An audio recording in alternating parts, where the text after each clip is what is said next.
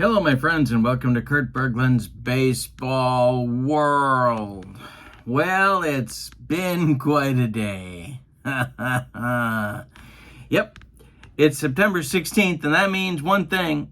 It's my birthday. It's also Robin Yount's birthday. It's also Peter Falk's birthday, and it's also Sophia Loren's birthday, and Richard Marks as well. So happy birthday to all of you, and happy birthday to me. And you're the one getting the presents. No, I'm not staying off my channel today. That's not my gift to you. No. I have received a special gift, not a birthday gift, but a special gift. It's a set of the original 1967 Strat cards, and I have set up a replay of the 1967 All-Star game, and going to be bringing that to you in just a moment. I was going to do this as a live stream, my first live stream, but then I got called for jury duty on my birthday.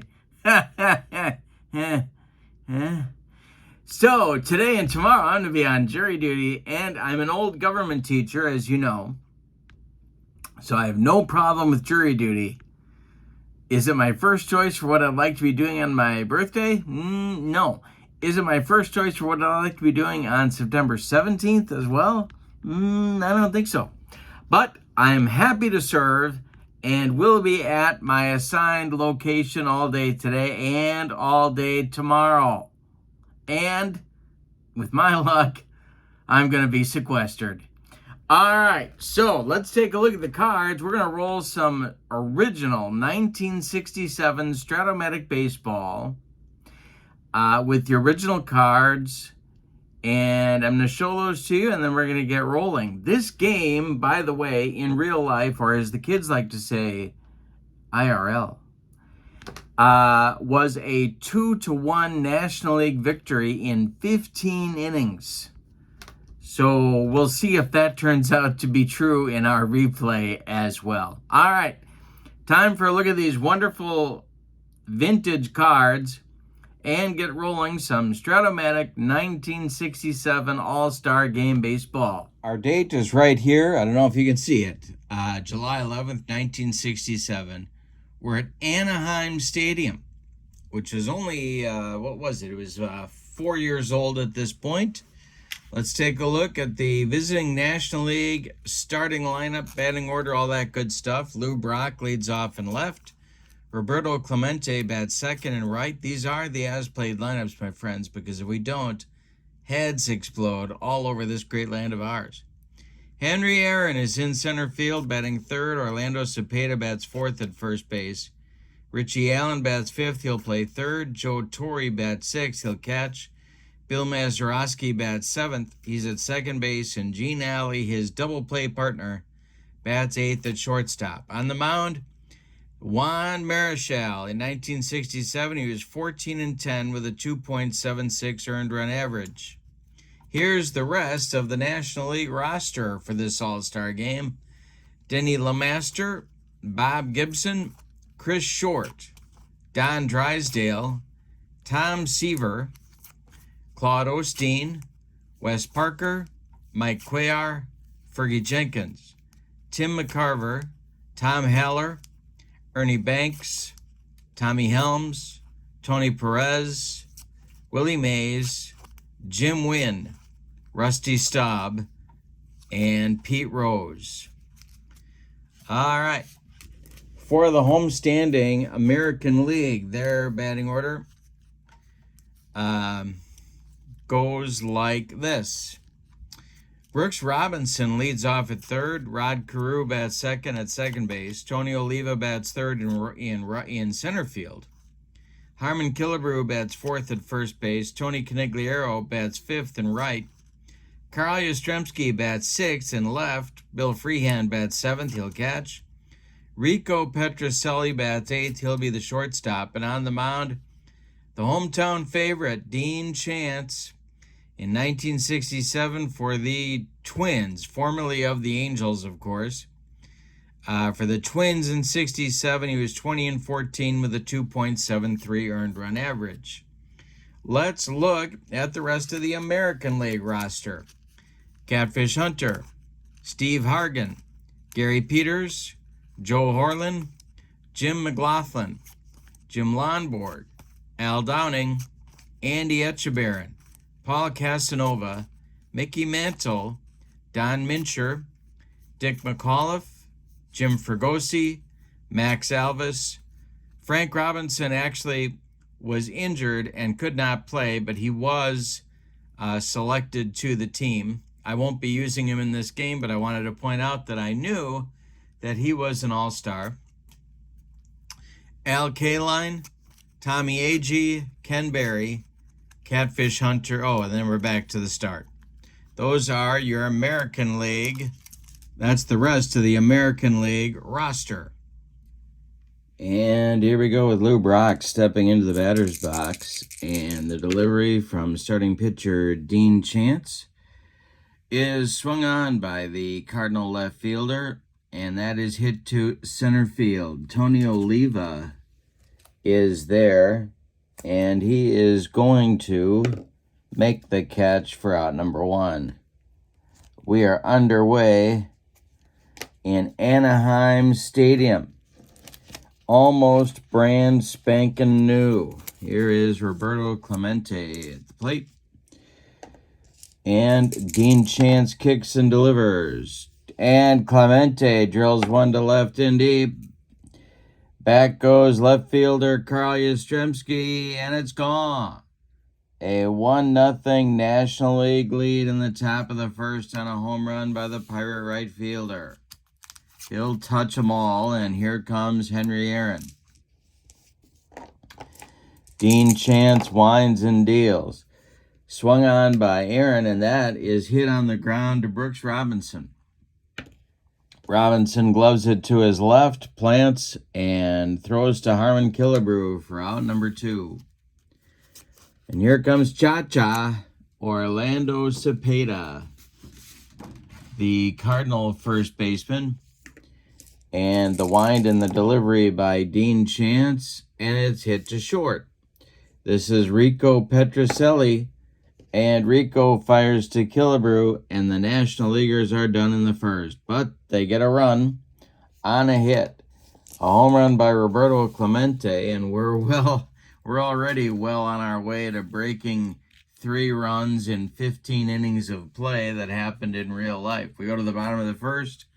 National League 1 and the American League coming to bat against Juan Marichal.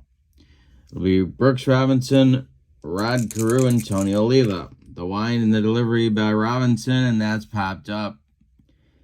At the wind and the delivery by Marichal, and it's popped up by Robinson. Bill Mazeroski under it, and he'll take it for out number 1.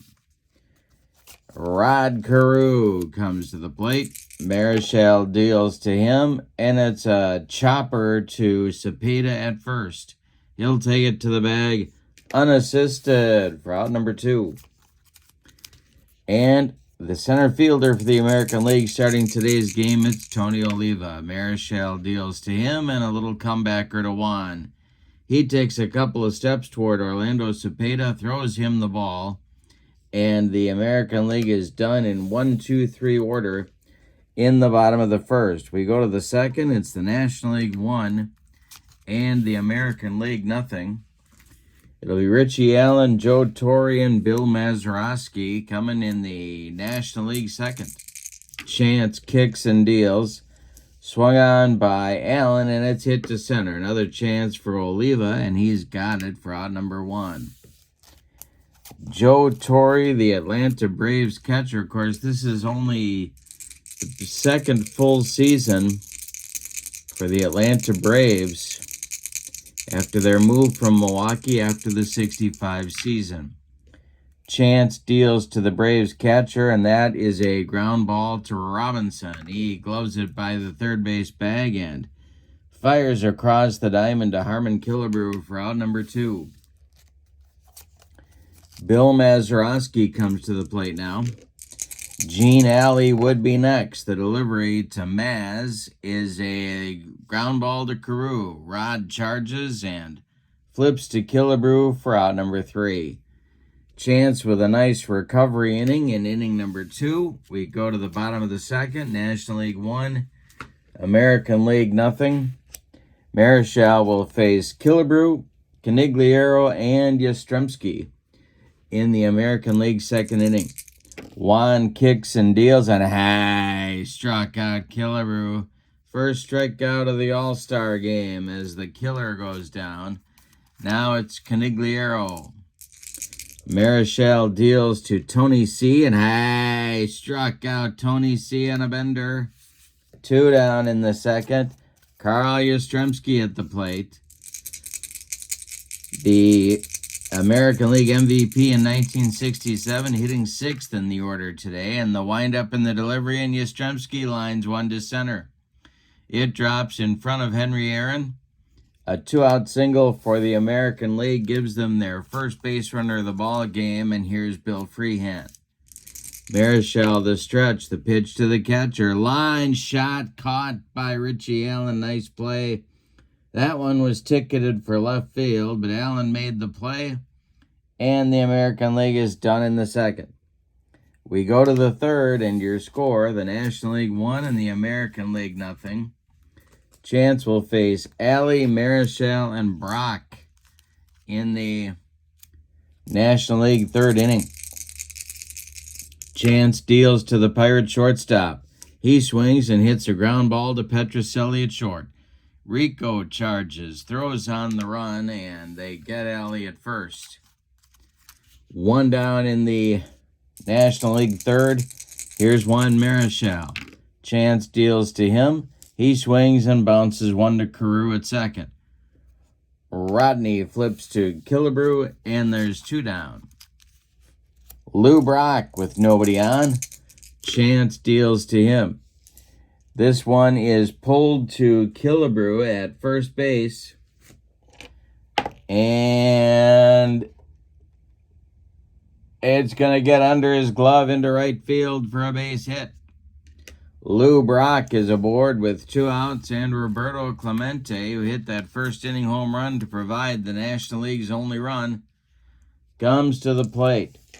Brock is working on his lead. The stretch by Chance and the delivery. There goes Brock. He's trying to steal. The throw from Freehand down to Carew is in time, and Bill Freehand guns down the base stealing of Lou Brock, and that will end the National League third with Roberto Clemente still at the plate. We go to the bottom of 3, National League 1 and the American League nothing. Petrocelli, Chance, well, actually a pinch hitter. Petrocelli, a pinch hitter, and Brooks Robinson coming to the plate for the American League in the bottom of the third. Dean Chance is done with his 3 innings of work. He allows 2 hits, one of them a home run. He does not strike out or walk a man. He allowed 1 run. It is earned. He's on the hook for the loss unless the American League can rally. Rico Petrocelli is up. Don Mincher, the Angels' first baseman, is in the on-deck circle to pinch hit for Chance, and then it'll be Brooks Robinson. Marichal deals, and it's ripped by Petrocelli to center and deep. Back goes Henry Aaron, and it is off the wall. Henry running it down. Petrocelli around first. Cruz is into second with a standing double to lead off the American League third. The American Leaguers with a great chance to tie the game now. Here is Mincher pinch hitting for Chance. Marichal the stretch, and the pitch to Minch is a ground ball to Cepeda at first. He knocks it down, keeps it on the infield, but cannot make a play. Petrocelli advances to third. Mincher safe at first. There's American Leaguers at the corners with no one out, and Brooks Robinson comes to the plate. The National League is going to play a double play depth for Brooks. Marichal the stretch. The pitch to him is a swung on and a ground ball hit to Alley at short. He goes to Mazeroski for 1, and the relay to Cepeda is in time for a soul-crushing, rally-killing 6-4-3 double play. However, on the play, Petrocelli scores from third. It's a 1-1 game, and here's Rod Carew with 2 outs and nobody on. Marichal deals to Rodney. And Carew drills it into the gap. It is going to go for extra bases and roll to the wall. Running it down are Clemente and Aaron. Aaron finally grabs it, fires it toward the infield, but Carew is standing on third with a triple. The go-ahead run for the American League is only 90 feet away for Tony O. Marichal trying to stop the bleeding. Killebrew would be next. The stretch by Marichal, the delivery. Swung on and hit to right and deep by Oliva. Back goes Clemente, warning track, wall, and it's gone. A 3-1 American League lead on a 2-run bomb from Tony Oliva. Yikes. And we've already exceeded in 3 innings the 3 runs scored in this game in real life. All right, Killebrew at the plate.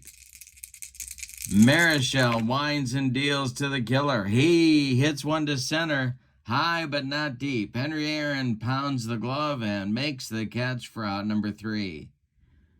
But in the third, the American League with 3 runs. On 3 hits, they take the lead, and we go to the 4th inning with your score, the American League 3 and the National League 1.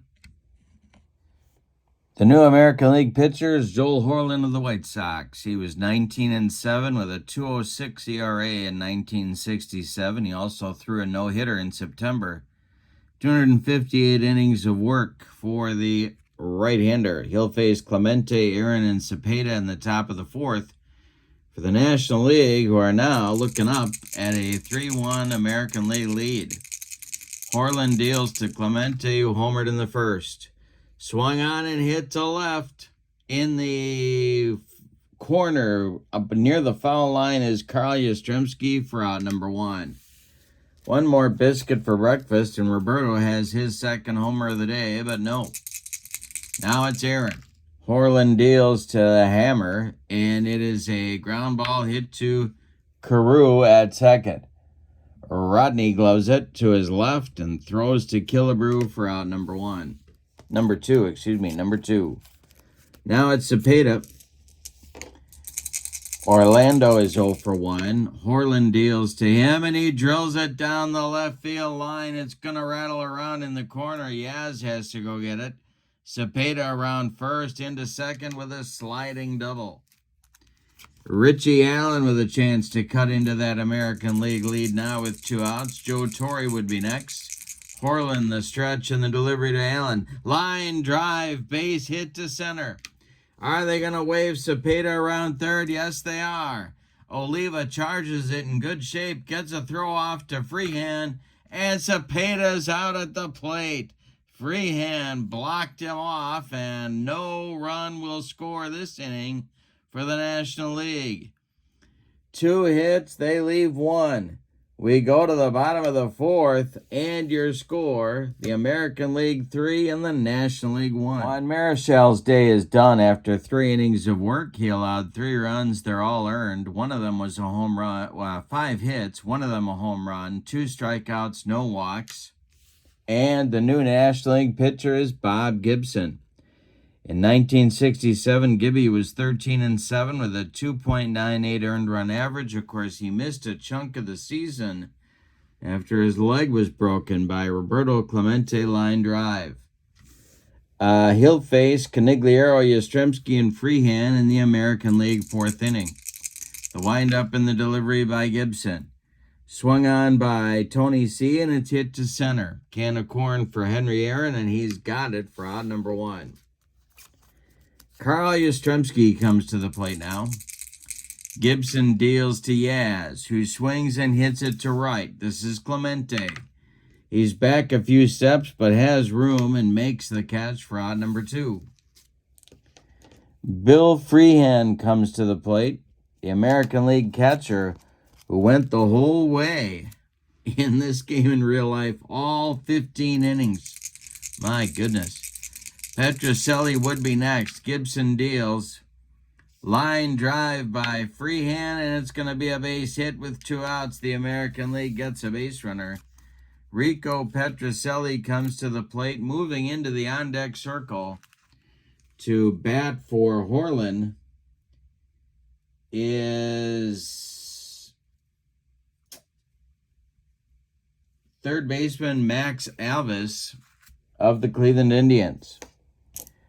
All right, Petrocelli doubled and scored last inning. Gibson the stretch, and the pitch to him is a ground ball to Alley at short. Gene Alley gloves it, and he goes the short way to Mazeroski, and that's going to retire the American League in inning number 4. They get a base runner, but can't do anything with him. We go to the 5th, and your score is the American League 3 and the National League 1. Joel Horlin is out for his second inning of work. He will face a couple of pinch hitters to lead off the 5th. Pete Rose will hit for Joe Torre to lead off the inning. And then Tim McCarver will bat for Bill Mazeroski, and then we'll have Gene Alley hit. Horlin winds and deals to Rose. Line drive caught by Brooks Robinson, and there's one down in the National League 5th. Here comes Tim McCarver, the St. Louis Cardinals catcher. The wind and the delivery by Horlin is swung on and hit to right by McCarver. Canigliaro, in his tracks, makes the catch for out number 2. And now it'll be Gene Alley, the Pirate shortstop. Horlin deals to him, and a line drive base hit for Alley gives the National League a 2-out base runner. And coming to bat for the pitcher, Bob Gibson, it's going to be Willie Mays coming to the plate here in the National League 5th inning. Mays batting for Gibson. With Alley at first base. Horlin the stretch and the pitch to Willie. Swung on and hit to center. This is going to drive Oliva back near the track. He'll make the catch for out number 3. Well, the National League got a base runner but couldn't do anything with him. We'll go to the bottom of the 5th, and your score, the American League 3 and the National League 1. Changes coming for the National League. Willie Mays is going to go to center field in the bottom of the 5th. Henry Aaron is going to move to left field. And McCarver becomes the new catcher. And Pete Rose becomes the new second baseman. We're going to get a new pitcher for the National League as well in the bottom of the 5th. Gibson is done after one inning of work. He allowed one hit and nothing else.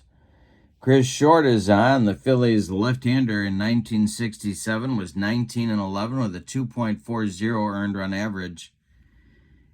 He will face pinch hitter Al Kaline, who will bat for Joel Horlin to lead off the inning. And then it'll be Brooks Robinson and a pinch hitter for Rod Carew. That'll be Dick McAuliffe. So Kaline, Robinson, and McAuliffe batting for the American League in the bottom of the 5th. Short deals to Kaline, who swings and hits it to center. That's brand new National League center fielder Willie Mays, who makes the catch for out number 1. Brooks Robinson comes to the plate now. He's 0 for 2 in this game. Short deals to Brooksy. And he struck him out. He got him with the broccoli cauliflower medley. Gas. And Dick McAuliffe comes to the plate. With that famous open stance of his, Tony Oliva on deck. He would be next. Short the stretch and the delivery to McAuliffe, and he walked him. Tony O comes to the plate, and you know what? I think we're going to hit for him. Even though he went deep, we'll give him one more chance to go deep. Why not? He hit a big 2-run homer in the 3rd that gave the American League its current lead of 2 runs. Killebrew would be next. Short the stretch and the pitch to the left-handed batting champ. Line drive, base hit for Oliva. This goes into center, and it's going to get past Mays. McAuliffe around second, going to third. Oliva into second with a double, and there's 2 in scoring position with 2 outs for the killer. Tony C would be next. Well, if this were a game that meant something, there is no way Harmon Killebrew gets pitched to here, but Chris Short's going to do it. Why not? All-star game fun. Short, the stretch, and the pitch to Killer is swung on and hit to left and deep. Back goes Aaron, warning track, wall, and it's gone. A 3-run bomb for Harmon Killebrew. What did I just say? 6-1 American League off of a hanging breaking ball by Chris Short. Tony C. comes to the plate. He's 0 for 2. The delivery from Short, line drive back through the box for Conigliaro. A 2-out single for the American League, and here comes Yaz. He's 1 for 2. Freehand would be next. The stretch by Short and the pitch to Yastrzemski. Ball 4. Short is rattled. Short is badly rattled out there, and here comes Freehand, the American League catcher. He's 1 for 2. Everybody's 1 for 2. Short, the stretch. Conigliaro at second. Yastrzemski at first. The delivery. Line drive. Another shot, but it's caught by Allen. And that will retire the American League in the 5th.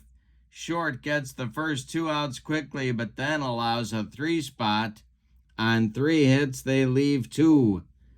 Say it with me. Oh, those bases on balls. We go to the 6th inning, and your score, the American League 6 and the National League 1. As we go to the top of the 6th, changes aplenty on both sides. Joel Horlin is done after 2 innings of work on the mound for the American League. He allowed 3 hits, no runs, no walks, no strikeouts. And of course, that means that the new pitcher will be Gary Peters, another White Sox pitcher, left-hander, 16-11 with a 2.28 earned run average for the Sox, for the South Siders in 1967.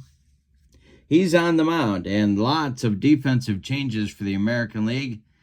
The defense for the American League looks like this. It'll be first to third, Killebrew at first, McAuliffe at second, Jim Fregosi, the new shortstop, and the third baseman, Cleveland Indians, Max Alvis. Left to right in the outfield, it will be Carl Yastrzemski in left, White Sox center fielder Tommy Agee in center, and Al Kaline takes over in right. Behind the plate, it's Washington Senators' Paul Casanova. So brand new batch of players in on the 6th inning for the American League. Pinch hitting for Chris Short to lead off the 6th for the National League. It's Jimmy Wynn of the Houston Astros. He'll be followed by Roberto Clemente and then Henry Aaron as the National League tries to climb back in this game. Peters winds and deals to Wynn, and he hits one to left. That's Yastrzemski, and Yaz has it for out number 1. Now it's Clemente, 1 for 2. Peters deals to him, and it's a ground ball to Short.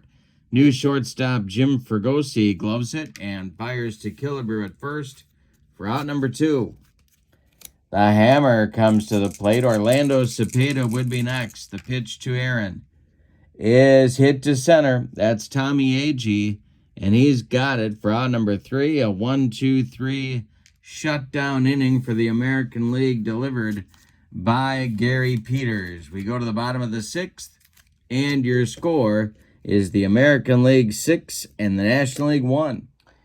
The new pitcher for the National League in the leadoff spot in the order will be Don Drysdale, 13-16 with a 2.74 ERA in 1967. And of course, people often think that Don Drysdale worked at a bank and helped the Clampetts with their banking needs. That's just not true. That's an ugly rumor, my friends. All right, here is the American League coming in the bottom of the 6th. Jim Fregosi, Al Kaline, and Max Alvis. The windup and the delivery by Drysdale is a fly ball to center, not deep. Coming in quickly is Willie Mays. He's got it for out number 1. Now it's Al Kaline, the Tiger right fielder. Drysdale kicks and delivers. It's a ground ball hit to Gene Alley at short. Alley is up with it and throws to Cepeda for out number 2. That'll bring up Max Alvis, the Cleveland Indians' hot sacker. And the windup in the delivery by Drysdale is a ground ball to third. That's gloved by Richie Allen. He fires to Cepeda for out number 3, and Drysdale delivers a 1-2-3 6th inning. We go to the 7th, and your score, the American League 6 and the National League 1. California Angels left-hander Jim McLaughlin is on. 12-8 with a 2.97 ERA. I think I said left-hander. Right-hander is on. 12-8 with a 2.97 ERA in 1967. He will face Ernie Banks, pinch hitting for Orlando Cepeda. Then it'll be Tony Perez, pinch hitting for Richie Allen. And then finally Pete Rose in the National League. All right, here we go. McLaughlin deals to Banks, and it's a base hit, I do believe, for Ernie Banks, and it is. Collected by center fielder Tommy Agee. The National League has a leadoff man on in the 7th. Here's Tony Perez. Rose on deck. McLaughlin the stretch, the delivery. This will be a chance for Paul Casanova. And let's see. This will be popped up. Foul territory, back by the screen, off with the mask is Casanova. He makes the catch for out number 1 in the National League 7th. Now it's Rose. On deck is Tim McCarver. The wind and the delivery, or the stretch and the delivery by McLaughlin, and Rose bounces one to short. That's Fergosi.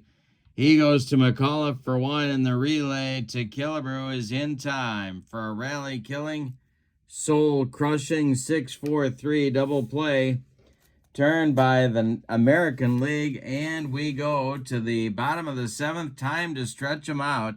Your score is the National League 6 and the American League 1. The American League 6 and the National League 1. We'll get it right. New pitcher coming. Don Drysdale pitched a perfect 6th inning. And the new pitcher is the Cub right-hander, Fergie Jenkins. Jenkins will bat in the leadoff spot where Drysdale was. He's going to get the bottom of the 7th inning. Fergie in 67 was 20-13 with a 2.80 ERA. He'll face McAuliffe, Agee, and Killebrew in the American League 7th inning. All right. The wind and the delivery by Jenkins to McAuliffe is a ground ball hit to third. That's new third baseman Tony Perez. To his left, gloves it and throws to new first baseman Ernie Banks for out number 1. All right, Tommy Agee up there now. His first at bat. The windup and the delivery is a ground ball to Gene Alley. Alley gloves it, and to his left, plants and throws to Banks for out number 2. Harmon Killebrew, a 3-run homer last time up. He's up there now. And Fergie with the wind and the delivery to the killer. Ground ball to short. That's Alley one more time. He fires to Banks, and it's a 1-2-3 7th inning.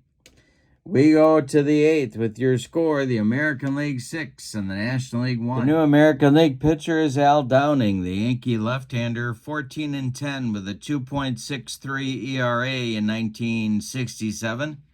He'll face McCarver, Alley, and Mays in the top of the 8th as the National League looks to add some runs and salt this lead.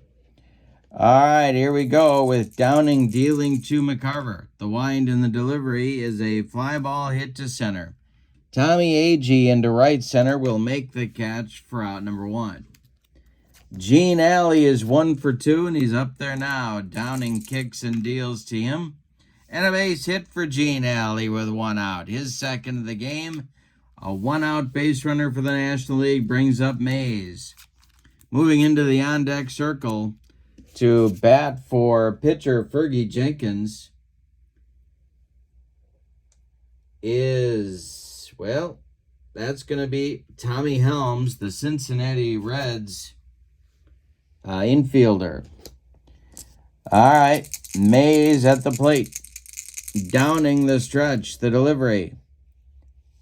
Ground ball hit by Mays to short. This is Fergosi to McAuliffe for one. The relay to Killebrew in time for a rally killing. Soul crushing 6-4-3 double play. The second in 2 innings turned by the American League. And we go to the bottom of the 8th with your score. The American League 6 and the National League nothing. New pitcher coming for the National League, and that's going to be the youngster Tom Seaver. Tom Terrific. He will fade. Well, let's see where he's going to bat. First of all, he's going to bat in that leadoff spot since we never got back up there. Seaver will pitch the 8th inning for the National League. And the National League will hope for a big rally in the 9th. Fergie went 1 inning and allowed no hits, no runs, no strikeouts, no walks. And Seaver will face Casanova Yastrzemski, and somebody with gimpy knees is getting a bat in the American League dugout. We may get a Mickey Mantle sighting here in the All-Star game here in the bottom of the 8th. Tom Seaver, in 1967, 16-13 with a 2.76 ERA. He'll face Casanova Yastrzemski and then Mickey Mantle. Pinch hitting for the pitcher, Al Downing. Warming up in the bullpen for the American League is right-hander Jim Lonborg. Looks like he's going to get the 9th inning. All right, Casanova at the plate. The windup by Seaver and the delivery to Cassie. Struck him out. He gave him the gas, and Cassie couldn't catch up. 1 down in the 8th. Here's Yastrzemski. Seaver delivers to Yaz. Fly ball to center, and this is going to drive Mays back to the track, but no further. He's got it with a basket catch for out number 2. And here's Mickey Mantle. Pinch hitting, big applause by the California fans. And he will bat for Al Downing with 2 outs and nobody on here in the 8th against Tom Seaver. The delivery. Struck him out. Seaver with 2 strikeouts in his inning of work. And we go to the 9th with your score. The American League 6 and the National League 1. And Jim Lonborg, indeed, is coming out to try and finish off the National League here in this one. So Lonborg, the Cy Young winner in 1967 for the American League, 22-9 with a 3.16 ERA for the Red Sox in their impossible dream season. The pinch hitter for Tom Seaver will be Rusty Staub. Le Grand Orange will bat. The Houston Astros right fielder had a big 1967 with a 3.33 average. He's going to try and get a rally started for the National League here in the 9th. They trail by 5 runs. Then Clemente, then Aaron in the 9th inning. Lonborg kicks and deals to Staub. Ground ball hit to Max Alvis at third. Max gloves it to his left and fires to Killebrew for out number 1. Now it's Clemente, the man who accounted for the National League's only run of the game with a solo blast in the first. Here's Lonborg dealing to Clemente. Swung on and hit to left. Can of corn for Carl Yastrzemski. He's got it for out number 2. That makes Henry Aaron the last chance saloon in this one. He's got an 0 for 3 collar going. Lonborg winds and deals. Curve ball strikes out Henry Aaron, and the American League wins the ball game 6-1. Let's give you the totals on this one. My goodness. A reversal of real life for the homestanding American League. 6 runs on 8 base hits, and they committed no errors. For the National League, 1 run on 7 base hits, and they committed no errors. The winning pitcher in the ball game is Dean Chance. The loss goes to Juan Marichal, no save. Gonna give the MVP and the brand new automobile to Tony Oliva as the MVP of the game. He went 2 for 3, a double, a home run, 2 runs scored, 2 ribbies, and the 2 ribbies put the American League in front to stay back in the 3rd inning. So Oliva gets the MVP award of the 1967 All-Star Game replay. This has been a lot of fun. I hope you enjoyed it. And happy birthday to me. And I hope that you have clicked like and subscribe and check out channel membership in the description for this video. But for now, from Anaheim Stadium, July 11th, 1967, your final in the Major League Baseball All-Star Game, the American League 6, the National League 1. Have a fantastic evening. So long, everybody.